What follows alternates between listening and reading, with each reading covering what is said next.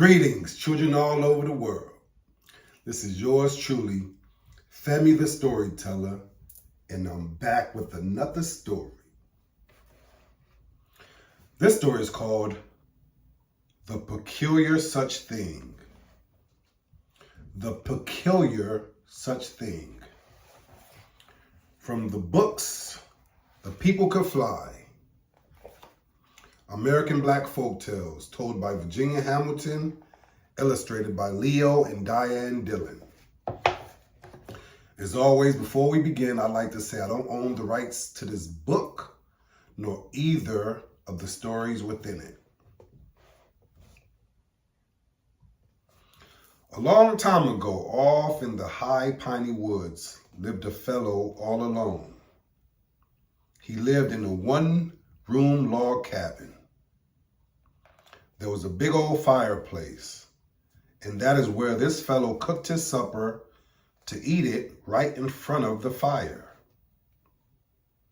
One night after the fellow had cooked and ate his supper, something crept through the cracks of the cabin logs.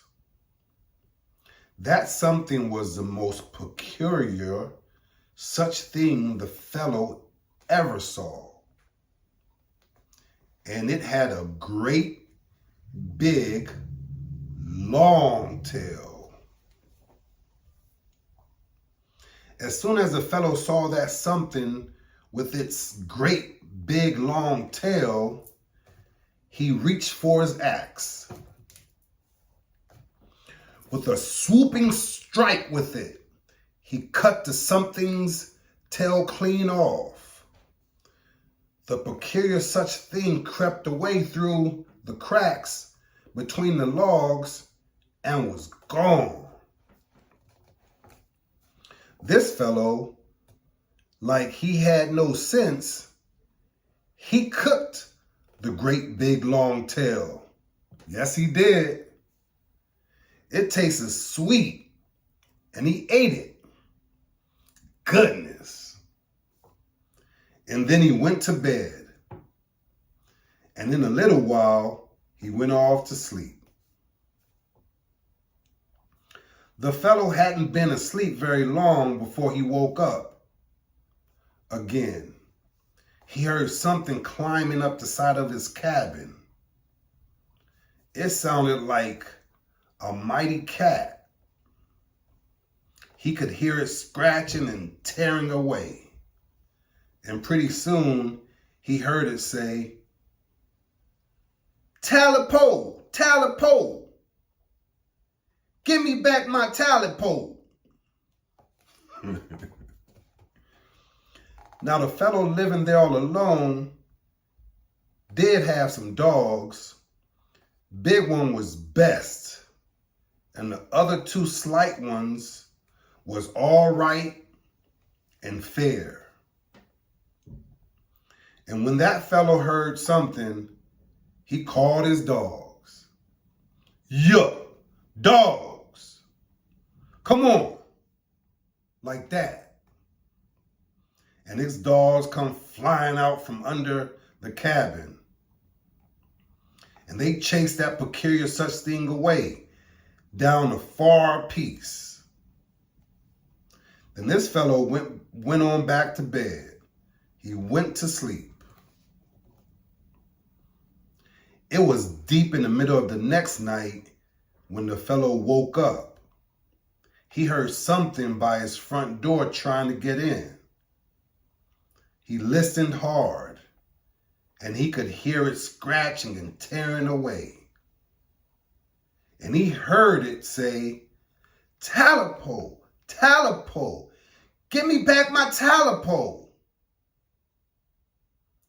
Fellow sat up in his bed. He called his dogs.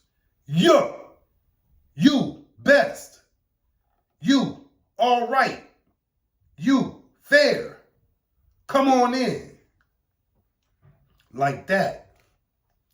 And the dogs busted around the corner. And they caught up with that peculiar such thing at the gate. And they about broke their own tails trying to catch it. This time they chased what it was down into the big hollow there. And the fellow, well, he went back to bed and went to sleep. It was way long toward morning. The fellow woke up and he hears something down in the big swamp. He had to listen. He heard it say, "You know you got it. I know you know. Give me back my talipo." That man sat up in his bed. He called his dogs. "You the best. You all right. And you fair. Yup. Come on in here." Well, this time, the dogs never come. The thing down there in the hollow must have carried them off in there. It must have eaten the first one. Says, "That's best." It eaten the other two. Says, "That ain't but all right and fair." And the fellow went back to bed. Don't see how he could sleep again, but he didn't know how bad off his dogs was by then. Well, it was just daybreak. The fellow was awake, scared. He didn't know why. Must have heard something. Something right there with him in the room. It sounded like a cat climbing up the covers at the foot of his bed. He listened. He could hear it scratching and tearing away. The fellow looked at the foot of his bed. He's seeing two little pointy ears coming up over the edge of the bed. In another minute, he's seeing two big, scary red eyeballs looking straight at him. He can't say nothing. He can't scream. He's too scared to death. That peculiar such thing at the foot of the bed kept on creeping up, creeping up. By and by, it was right on top of the fellow. And it said in his face, in a real low voice, "Talipo, Talipo, give me back my talipo."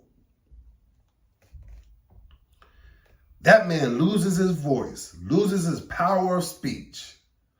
But finally, he can say it. Says, "I hasn't got it. I hasn't got your talipo." And that's something that was there. That peculiar such thing says right back, "Yes, you has." It jumped on that fellow and it was fierce. Its big teeth tore at him, made him ribbons. They say it got its talipo back. Fellow's cabin fall to ruin. It rot. It crumbled and it disappeared. Nothing left to it in the big woods but the place where it was. And the folks that live near that place say that deep in the night, when the moon is going down and the wind blows across the place just right, you can hear some peculiar such thing calling, "Talipo, Talipo," like that. And then the sound of it do just fade away with the moonlight, like it never even ever was. Okay, interesting stories. The peculiar such thing. A tale told in moderate dialect, the peculiar such thing, is considered by some to be a fairy tale that can be traced to English fairy tales.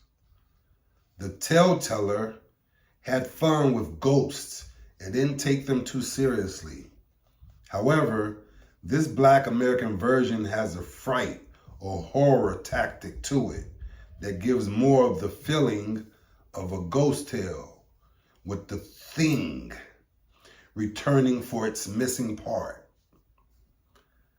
The repetition of Talapo, Talapo, give me back my Talapo, depends upon the teller's voice for its frightening effect.